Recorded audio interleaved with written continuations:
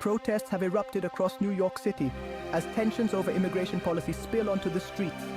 Hundreds gathered in Brooklyn chanting in English and Spanish, carrying signs supporting immigrant families. Rallies spread to Manhattan and Queens, part of a citywide effort led by activists and officials. The protests reveal a deep divide. Some call the crackdown a crisis, others demand strong enforcement. For now, New York's streets are filled with voices demanding change. The debate over immigration has taken a dark turn. A gunman opened fire at an ICE facility in Dallas, killing one detainee and injuring two others before taking his own life. The tragedy quickly became a political flashpoint, with both sides blaming each other for creating a climate of violence. The White House accused Democrats of fueling anger against ICE, arguing that harsh criticism encourages attacks. Democratic leaders condemned the violence, insisting their opposition to policy is not a call to arms. The cycle of blame has deepened the country's divide. Republicans say Democrats endanger law enforcement by demonizing them. Democrats argue that speaking out against cruel policies is a moral duty.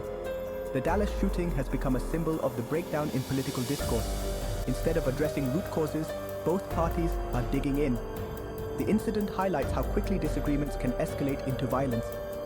Many Americans are left wondering if leaders can lower the temperature. The tragedy has made compromise seem even more elusive. The nation faces a critical test of leadership and restraint. The stakes have never been higher. The search for solutions continues. The country waits for answers. Violence against federal law enforcement is on the rise. Recent data shows a 700% spike in assaults on ICE and CBP agents. These attacks range from physical altercations to life-threatening encounters. High-profile incidents, including shootings and ambushes, have captured national attention. Violent clashes during protests have become more common, signaling a dangerous escalation. The administration points to these attacks as evidence of left-wing extremism, justifying tougher policies. The narrative of agents under siege shapes public perception and policy. The safety of federal agents is now a central issue in the immigration debate. These men and women are on the front lines of a deeply divisive conflict. The rise in attacks complicates efforts to balance law enforcement and peaceful protest. As violence continues, pressure mounts for a solution. But in this heated climate, agreement seems out of reach. The stakes for both sides are growing. The nation is at a crossroads. The search for answers continues. California is taking a bold stand against federal immigration enforcement. The state has passed measures to shield sensitive locations, like schools, health clinics, and community centers from ICE agents. The goal ensure all residents can access essential services without fear. This move is part of a larger conflict between California and the federal government.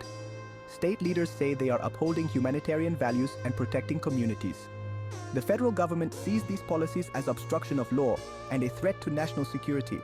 The clash is setting up a major legal and political battle over state versus federal authority. For families, these protections can mean the difference between seeking care or staying hidden. Supporters call it a compassionate step. Critics worry it encourages illegal immigration. The standoff highlights deep divisions over immigration policy. Local governments are becoming powerful players in the national debate. The outcome could reshape the balance of power in America. The conflict is far from over. For now, California's safe zones offer hope and controversy. The nation watches as the legal battle unfolds. The stakes are high for families and lawmakers alike. The future of immigration policy hangs in the balance. The New York protests have sparked another controversy. Reports of paid activists leading some demonstrations. Critics question whether the movement is truly grassroots or manufactured by political groups. This fuels claims that opposition is orchestrated, not spontaneous. The rhetoric from left-leaning politicians is also under scrutiny. Opponents argue that harsh language against ICE incites violence, pointing to the Dallas shooting as an example. The White House blames Democrats for rising anti-ICE sentiment and violence. By linking protests and attacks to political speech, the administration frames the issue as a matter of public safety. This strategy aims to shift public opinion against protesters and their allies. The debate centers on the line between free speech and dangerous rhetoric. One side sees criticism as a moral imperative, the other sees it as incitement. The line is blurry and the stakes are high. As divisions deepen, the debate over political speech grows more intense. The country must grapple with the power and the risks of words. The outcome will shape the future of protest and dissent. The conversation is far from over. The nation is listening. As protests and violence escalate, the federal government has responded with force. The president ordered federal troops to Portland, Oregon, a center of sustained protests against ICE. This marks a major escalation and a new willingness to use federalized forces to restore order. The administration says it is protecting federal facilities and personnel from attacks. Officials cite incidents of violence and property damage as proof that local law enforcement is unable to handle the situation. The deployment of federal troops is a powerful and controversial image. Critics call it government overreach, warning it could escalate tensions further. The presence of federal agents has already led to more confrontations and accusations of heavy-handed tactics.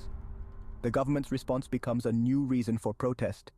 Mayors and governors argue that policing their cities is their responsibility. The administration insists it has the right to protect federal interests.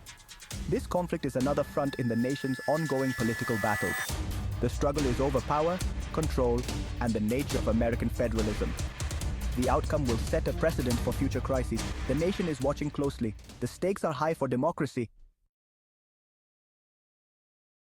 Federal agencies face serious accusations of excessive force. ICE and CBP have been criticized for aggressive tactics against detainees and protesters. Reports of physical altercations and harsh treatment have raised concerns about legality and ethics. One of the most controversial tactics, unidentified agents in military-style gear making arrests in unmarked vehicles. Critics say these tactics intimidate and lack transparency, making accountability nearly impossible. Lawsuits and public outcry have followed, with many calling it an abuse of power. Both sides claim to be victims. Law enforcement points to real dangers, while activists highlight injuries and mistreatment. This dual narrative deepens mistrust and hostility. Protesters say they're responding to police brutality. Police say they're responding to violence. The cycle of action and reaction makes de-escalation nearly impossible. The public is caught in the middle, struggling to make sense of conflicting reports. The question of right and wrong is lost in the chaos. The result is more anger, fear, and division. The nation faces a crisis of trust. The path forward is unclear. The stakes for justice and accountability are immense. The world is watching. The violence around immigration is part of a larger trend: rising political extremism. Experts see a deeply divided country where extreme views and actions are becoming more common. The Trump administration highlights left-wing extremism, linking protests to radical ideologies. Critics argue this focus ignores the threat from right-wing extremist groups, which have also committed violence. Political tensions are fueled by international conflicts and a polarized media landscape. Many Americans now get news that reinforces their beliefs, deepening mistrust.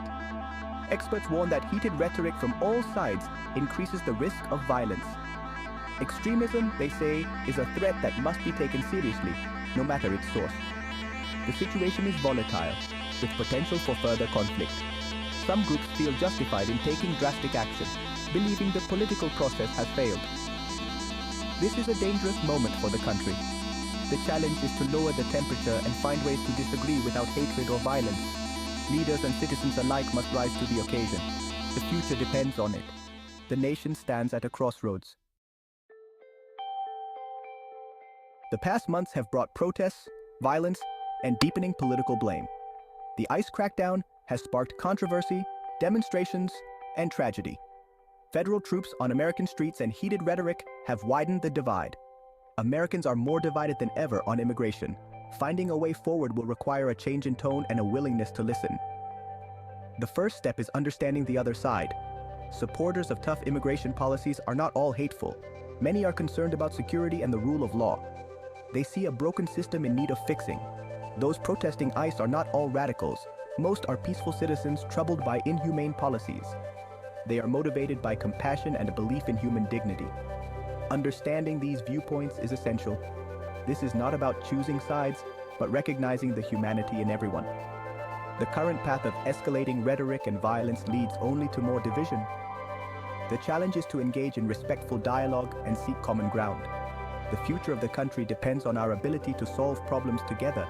From the president to every citizen, the responsibility is shared. The nation's unity is at stake. The time for understanding is now. The story of America continues.